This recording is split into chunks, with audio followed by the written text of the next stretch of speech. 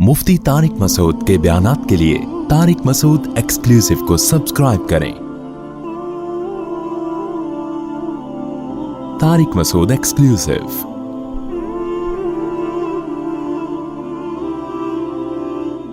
जो मुझे मानते हैं और ये मानते हैं कि इस कायनात को मैं चला रहा हूँ, इस कायनात का बनाने वाला मैं हूँ, तो ये खाली पीली के दावे मैं कबूल नहीं करूँगा। कुछ करके दिखाना पड़ेगा जिससे पता चलेगा कि वाकई तुम मुझे मानते हो। आप जब किसी से मोहब्बत का दावा करें तो फ्री फोकट के दावे आजकल चलते हैं।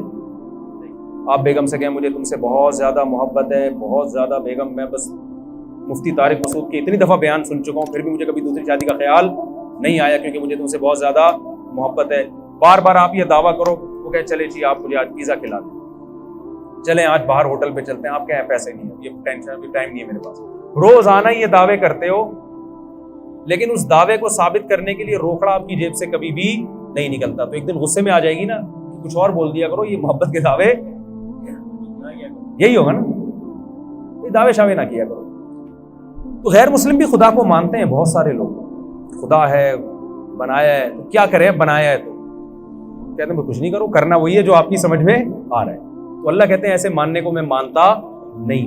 लिहाजा अल्लाह ने 5 टाइम नमाज रख दी है, वो आपको पढ़नी पड़ेगी। अल्लाह मियाँ ने ज़कात रख दी साल में 1 दफ़ा। अल्लाह मियाँ ने रमज़ान के बोलो रोज़े रखे कि ये सबूत देने के लिए ना कि हम खुदा को मानते हैं। आपको 1 महीना सुबह सादिक से लेके गुरूब आफ्ताब तक भूखा प्यासा रहना पड़ेगा। उसमें ये छूट रख दी कि बीमार और मुसाफिर उससे क्या है, ये भी नेचुरल है, वरना बीमारों के लिए कितना बड़ा अजाब बन जाता है रमजान का रोजा, कितनी बड़ी टेंशन बन जाती है। तो वो दो को क्या कर दिया, ये खारिज कर दिया, आसान रखा उसने।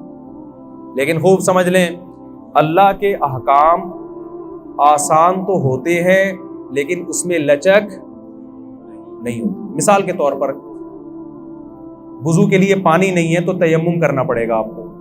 ऐसा नहीं हो सकता कि आप कहें कि यार चलो वुजू के लिए पानी जब है ही नहीं तो तयम्मुम में 2 दफ़ा हाथ ही मिट्टी में मारना है, छोड़ो ऐसे ही नमाज पढ़ लो। आप कुछ भी करेंगे ऐसे नमाज आपकी कबूल नहीं होगी। और ये भी नहीं हो सकता कि यार चलो छोड़ दो, आज छोड़ने का ऑप्शन भी नहीं। यानी ये तो कर दिया सफर में 2 रकअतें पढ़ लें आप, लेकिन छोड़ने का ऑप्शन नहीं रखा। छोड़ने के तो ये मैदान जंग में लड़ भी रहे हो तो नमाज के टाइम पे आपको नमाज पढ़नी पड़ेगी। तरीका बदल दिया कि घोड़े पे सवार हो तो वही सवारी पे पढ़ लो। इससे पता चलता है कि इस्लाम के अहकाम में आसानी है जितनी अल्लाह ने डाल दी, उसके बाद नो का ऑप्शन आपके पास नहीं रहता। हमारे यहाँ बहुत से लोग रमज़ान में ये करते हैं कि जी चूंकि अल्लाह ने मुसाफिरों को छूट दे दी है, बीमारों को छूट दे दी है, इससे खुद ये नतीजा निकालने लगते हैं इसका मतलब अल्लाह बड़ा गफूर रहीम है, कोई टेंशन हो तो छोड़ सकते हैं आप। ना ना ना ना ना ना, सफर और बीमारी के अलावा अब छोड़ने का ऑप्शन आपके पास नहीं है। शदीद तरीन गर्मी है, नहीं छोड़ सकते। आप मजदूर हैं, आपने दोपहर गर्मी में कुआं खोदना है तो भी आप रमजान का रोजा नहीं छोड़ सकते। ये इस उज़र को उज़र माना नहीं गया है। लोग अक्सर हमसे पूछते, गर्मी के रोजों में खास तौर पे ज्यादा पूछा करते थे कि एक मजदूर दोपहर को कुदाल चलाता है, कुआं खोदता है, वो तो नामुमकिन है कि रखे वो रोजा, वो तो मर जाएगा प्यास से।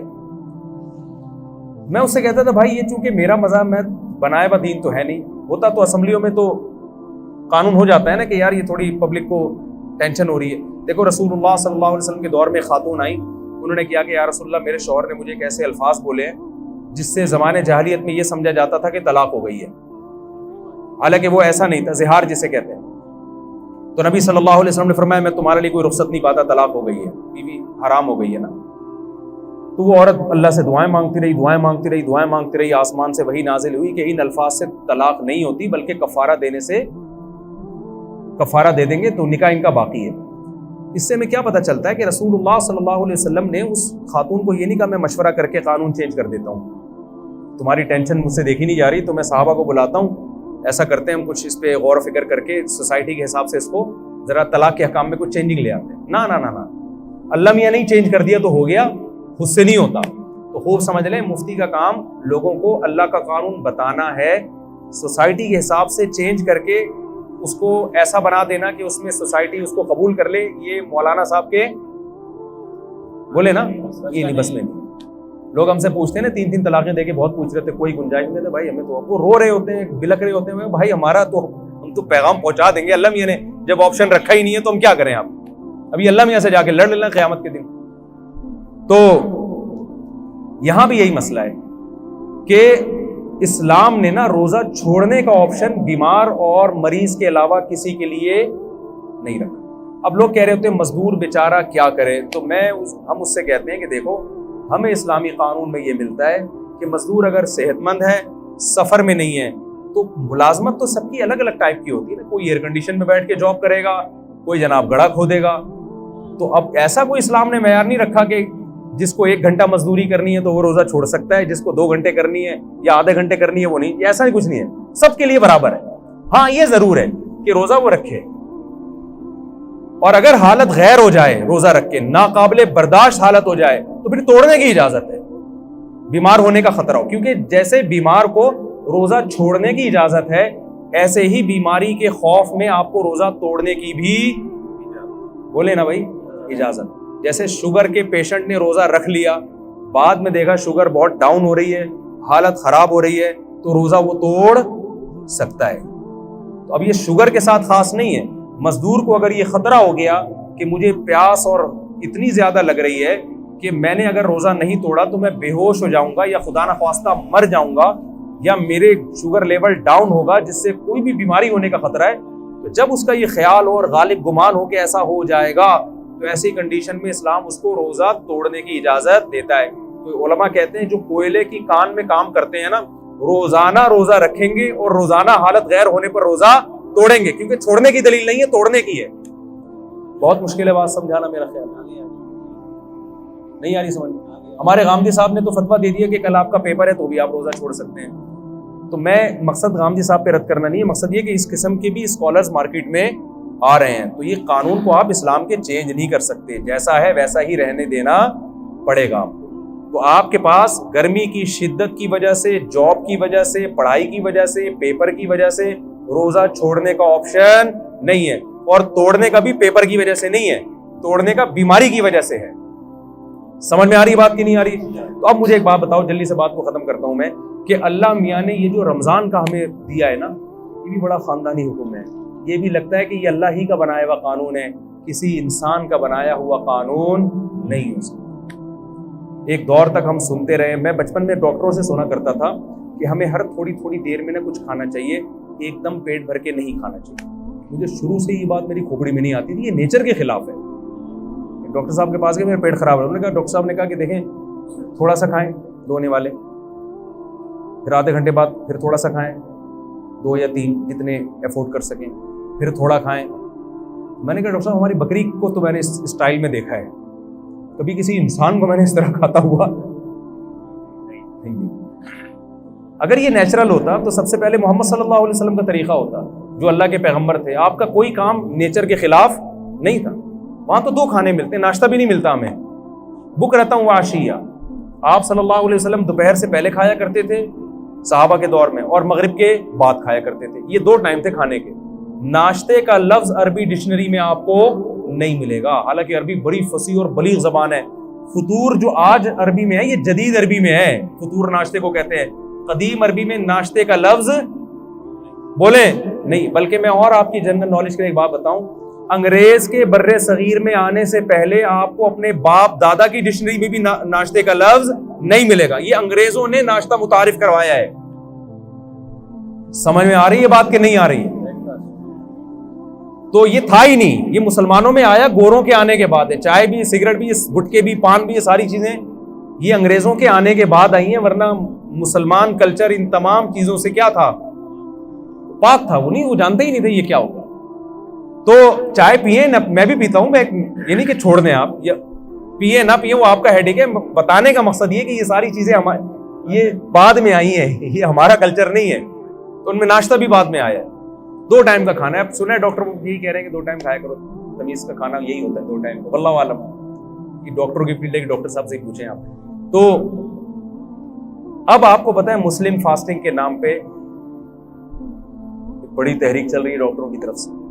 16 گھنٹے کی فاسٹنگ, خاص طور پر جن کے ویٹ زیادہ ہیں. زیادہ تر تو کے ویٹ کیا ہیں, زیادہ ہی ہے نا میرا خیال. میں نے بہت کم لوگ دیکھے کولیسٹرول کی کمی ہو جن میں, ایسے بہت دیکھے. اچھا آپ جتنے لوگ مر رہے ہیں, مجھے ایک بات بتاؤ, کوئی ڈاکٹر صاحب بیٹھے ہیں تو ان سے پوچھیے گا کوئی ایک بندہ دکھائیں ہسپتال میں جو خوراک کی کمی سے مر رہا ہو.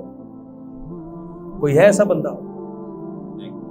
کتنی مہنگائی ہو جائے, کتنی غربت ہو جائے, ڈالر کتنا ہی اوپر چلا جائے, پھر بھی بھوک سے مرنے والوں کا ریشو ہمارے سوسائٹی میں کم ہے, کھا کے مرنے والوں کا ریشو. تو ہمیں جو حکم دیا ہے نا, اس میں روحانی قوت بعد میں ہے, ہمارے جسم اور باڈی کا فائدہ پہلے. علماء ایک زبردست بات کہتے ہیں کہ مال کی زکوٰۃ پیسہ ہے, باڈی کی زکوٰۃ کیا ہے؟ بولیں. جیسے مال کی زکوٰۃ دینے سے حدیث میں آتا ہے کہ یہ میل کچیل ہے جو آپ کے مال سے نکل جاتا ہے, تو اسی طرح باڈی کی زکوٰۃ سے بھی آپ کی باڈی کا میل کچیل کیا ہوتا ہے؟ روزے کے ذریعے نکل جاتا ہے. یہ اللہ کی بہت بڑی ہم پر نعمت اور رحمت ہے. اور اس میں یہ تو جسمانی فائدہ ہے, روحانی فائدہ کیا ہے؟ یہ بہت اہم ہے. قرآن کیا کہتا ہے؟ لعلکم تتقون, اے ایمان والو تم پہ روزے فرض کیے گئے تاکہ تمہارے اندر تقوی پیدا ہو. تقوی عربی میں کہتے ہیں بچنے کو. دیکھیں آج کامیابی اسے سمجھا جاتا ہے کہ آپ کی ساری خواہشات پوری ہو جائیں. یہ بہت بڑی بھول ہے. جن لوگوں کی ساری خواہشات پوری ہوتی ہیں وہ ڈپریشن کے مریض بنتے ہیں, اور بالآخر وہ خودکشی کی طرف ان کی طبیعت مائل ہوتی ہے. انسان کی باڈی کو اللہ نے ایسا بنایا ہے کہ ایک خواہش پوری ہوئی وہ 4 خواہشیں پیدا کر کے ختم ہوتی ہے. پھر وہ 4 خواہشیں پوری ہوئیں تو ایسا نہیں کہ اطمینان ہو جائے, وہ 4000 خواہشیں پیدا ہو چکی ہوتی ہیں. ما قضى احد منها لبانته ولن انتهى عرب الا الى عربی. شاعر کہتا ہے دنیا میں کسی کی ایک خواہش پیدا ہوتی ہے, ہزاروں انڈے بچے دے کے جاتی ہے وہ خواہش. تو پھر ایک اسٹیپ ایسا آتا ہے کہ آپ کی ایک خواہش بھی اگر پوری نہ ہو تو آپ اسٹریس اور ڈپریشن میں جانے لگتے ہو, اور آپ کو خودکشی کے خیالات آنا شروع ہو جاتے ہیں. یورپ میں آپ جائیں, جس ملک میں سب سے کم ٹینشن ہے وہیں ٹینشن کا ریشو سب سے زیادہ ہے. نہیں یاری بات میرا خیال ہے. آپ کی ساری خواہشات اگر پوری ہو جائے نا تو اس سے ٹینشن کبھی بھی ختم نہیں ہوتی. اس سے ٹینشن کیا ہوتی ہے؟ کیونکہ آپ میں مزید خواہشات جنم لیتی ہیں, اور آپ کے اندر جو ریزسٹنٹ پاور ہے نا خواہشات پہ کنٹرول کرنے کی, اپنی منمانی زندگی کے خلاف چلنے کی, وہ صلاحیت آپ کے اندر ختم ہو جاتی ہے. روزہ آپ میں یہ کوالٹی پیدا کرتا ہے کہ آپ کی چاہتوں کے خلاف چلنے پر آپ کو مجبور کرتا ہے, جس سے آپ کے اندر اپنی خواہشات کو کنٹرول کرنے کی صلاحیت پیدا ہوتی ہے. کیونکہ انسان کی جو سب سے بڑی اور نیچرل خواہش ہے نا, جسے ہر شخص بلکہ ہر جانور بھی پورا کرنا چاہتا ہے, وہ ہے کھانا اور پینا. ہر چیز انسان سے برداشت ہوتی ہے, کھانے اور پینے کی چاہت پہ کنٹرول کرنا انسان سے برداشت نہیں ہوتا. سمجھ میں آ رہی بات کی؟ تو اسلام نے 1 مہینے کے لیے کیا کہہ دیا؟ جو آپ کی سب سے مرغوب چیز تھی نا کھانا اور پینا, اسی پہ پابندی لگا دی. تبھی آپ دیکھیں روزے میں کتنا عجیب سا ہوتا ہے انسان. صبح آفس جانے کا دل نہیں کر رہا کیونکہ وہ جو چائے پی کے جانے کی عادت تھی وہ چائے کیا ہو گئی. اور ٹائم کیسا رکھا ہے کھانے پینے کا؟ ایسا ٹائم کھانے کا رکھا ہے جو دنیا میں کوئی بھی اس ٹائم پہ نہیں کھاتا. یعنی اللہ میاں نے اجازت دے بھی دی نا کھانے کی, تو ایک سحری کے ٹائم پہ کھاؤ. آپ مجھے بتاؤ, آپ اپنے بچے کا ولیمہ کر رہے ہو, لوگوں کو کارڈ چھپاؤ, لوگ پوچھیں بھائی کتنے بجے آنا ہے, آپ کہہ سکتے ہو بھائی 2 بجے کھانا ہوگا, 4 بجے بھی ہو جاتا ہے, لوگ عصر کے بعد بھی کر دیتے ہیں, یا چائے سموسے ہو جائیں گے. آپ رات کو بھی لیٹ نائٹ بھی کر دیتے ہیں 12:30. ابھی آپ نے دیکھا 3:30 بجے آپ نے کارڈ پہ چھپایا ہو. یہ ہمارے بچے کی شادی ہے, ولیمہ ہے, اور ٹائم کیا ہے صبح. تو آپ کہو گے بھائی آپ کھاؤ, آپ کا بچہ کھائے, ہم اپنے گھر میں عزت کے ساتھ سو رہے. کتنی ٹینشن دے دی اللہ تعالیٰ نے کہ کھانے کی ٹائمنگ ایسی رکھی ہے کہ دنیا میں کوئی بھی اس ٹائم پہ کھاتا نہیں ہے, تاکہ یہ اپنی خواہشات کے خلاف چلے. 1 مہینہ کی یہ ٹریننگ ہے. اور ایک گورے نے بتایا, ہمارے ایک ریلیٹو, گورے نے پوچھا نا تم روزہ کیوں رکھتے ہو؟ انہوں نے کہا کہ یار پوری دنیا کے مسلمان رکھتے ہیں. اس نے کہا یار یہ عقل سے بالاتر ہے کہ اتنی ٹینشن کروڑوں لوگ 1 مہینے تک, جبکہ گورنمنٹ کی طرف سے کوئی لا بھی نہیں ہے, اس پر عمل کیسے کر لیتے ہیں؟ میں آپ کو دعوے سے کہتا ہوں اگر اسلام یہ حکم نہ دیتا نا, اور یونائٹڈ نیشن کی طرف سے لا پاس ہو جاتا کہ پوری دنیا میں صرف 1 کروڑ لوگ 1 مہینہ بھوکے رہیں گے. میں کہتا ہوں 1 کروڑ تو دور کی بات, 1 لاکھ بھی اس قانون پہ عمل نہ کرتے, چاہے کتنے انعامات لگا دیتے. یہ آسان کام نہیں ہے. یہ محمد صلی اللہ علیہ وسلم کی صداقت کا پر لوگوں کو اطمینان ہے کہ آپ نے جو آرڈر دیا یہ آرڈر کس کی طرف سے ہے؟ خدا کی طرف سے. تو یہ جب تک اللہ کا کانسیپٹ نہ ہوتا اور اللہ کے اجر کا تصور نہ ہوتا, کروڑوں لوگوں کا 1 مہینے تک اپنے لائف اسٹائل کو چینج کر دینا یہ ممکن نہیں تھا. ایسا آرگنائز ہونا ممکن ہی نہیں تھا. تو رمضان خود اسلام کے اور محمد صلی اللہ علیہ وسلم کے برحق ہونے کی ایک بہت بڑی دلیل ہے. اب آخری بات یہ کہ اللہ نے ہمیں ہماری خواہشات پہ جو کنٹرول کروایا ہے رمضان میں, اس کی حکمت اللہ نے بیان کی تاکہ تمہارے اندر برائیوں سے بچنے کی صلاحیت پیدا ہو جائے. لیکن افسوس کے ساتھ یہ کہنا پڑتا ہے کہ جیسے ہم رمضان سے پہلے ہوتے ہیں, رمضان کے بعد بھی بالکل ایز اٹ از اسی طرح ہوتے ہیں. 1.001% بھی ہم میں چینجنگ نہیں آتی. اس کی وجہ یہ ہے کہ ہم رمضان کو رمضان سمجھ کے اور اس کی حکمتوں کو سامنے رکھ کے گزارتے نہیں. تو اس رمضان میں میں اور آپ یہ ارادہ کر لیں کہ ہم ٹریننگ کی نیت سے انشاءاللہ اس رمضان کو گزاریں گے. ہم کہیں گے اے اللہ, جو چیزیں حلال تھیں اور انتہائی مرغوب تھیں, ہم جب تیری خاطر اس کو چھوڑ رہے ہیں تو ہم یہ پریکٹس اس نیت سے کر رہے ہیں تاکہ جو چیزیں حرام ہیں اور ان کا چھوڑنا روٹی چھوڑنے سے آسان بھی ہے, ہم پورے سال ان حرام چیزوں سے انشاءاللہ بچنے کی کوشش کریں گے. اس نیت سے رمضان آپ گزاریں گے تو انشاءاللہ رمضان آپ کی زندگی میں چینجنگ لے کر آئے گا. اور اگر یہ نیت نہیں کریں گے تو روزے تو آپ کے انشاءاللہ ہو جائیں گے, لیکن جو روزوں کا مقصد ہے وہ حاصل نہیں ہوگا. کولیسٹرول کم نہیں ہوگا, باقی مقصد کہاں سے حاصل ہوں گے؟ دیکھیں فاسٹنگ سے ہی ہوتا ہے نا, آپ نتھر جاتے ہیں لیکن رمضان میں نہیں نتھرتے. اس کی وجہ یہ ہے کہ جو آپ نے صبح سے لے کے شام تک پرہیز کیا ہے, وہ افطاری میں جو کھانے کی اسپیڈ اور جس قسم کی چیزیں کھائی جا رہی ہوتی ہیں, تو رمضان میں جو مادی حکمتیں ہیں ان حکمتوں کی ایسی کی تیسی ہو جاتی ہے. تو جیسے مادی حکمتوں کی پکوڑے کھانے اور سموسے کھانے سے ایسی کی تیسی ہوتی ہے, روحانی حکمتوں کی ایسی کی تیسی اس سے بھی زیادہ ہوتی ہے. تو ہم نے مادی طور پہ بھی اپنے آپ کو پہ کنٹرول کرنا ہے اور روحانی طور پہ بھی اپنے آپ پہ کنٹرول کرنے کی کوشش کرنی ہے. اللہ تعالیٰ سے دعا ہے جو کچھ کہا سنا اس میں کمی کوتاہی اللہ معاف فرمائے, اور جو صحیح باتیں ہوئی اللہ اس پہ ہم سب کو عمل کرنے کی توفیق عطا فرمائے. وما علینا الا البلاغ. کوئی سوال ہو بھائی 5 منٹ ہے, کسی کے پاس ذہن میں کوئی سوال ہو پوچھ سکتے ہیں.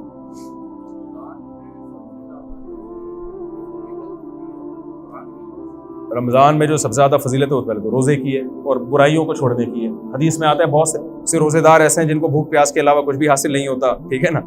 تو کیا مطلب, یہ وہ روزے دار ہیں جو روزہ رکھے بھی برائیاں نہیں چھوڑتے. ہاں قرآن کی دیکھیں کچھ عبادتیں رمضان کے ساتھ خاص ہیں, وہ تو پورے سال ہیں لیکن رمضان میں ان کا ثواب زیادہ ہے. ایک تو روزہ ہے, دوسرا صدقات و خیرات اور تلاوت. حدیث میں آتا ہے رسول اللہ صلی اللہ علیہ وسلم رمضان میں سخاوت کا دریا بن جایا کرتے تھے. بہت زیادہ سخاوت تھی رمضان میں, اور تلاوت بہت زیادہ کیا کرتے تھے. تو یہ 2 چیزوں کو رمضان میں زیادہ فوکس کرنا چاہیے. تبھی تراویح ہے, تراویح بھی اسی وجہ سے ہے نا کہ تاکہ ہم قرآن سنیں اور سنیں.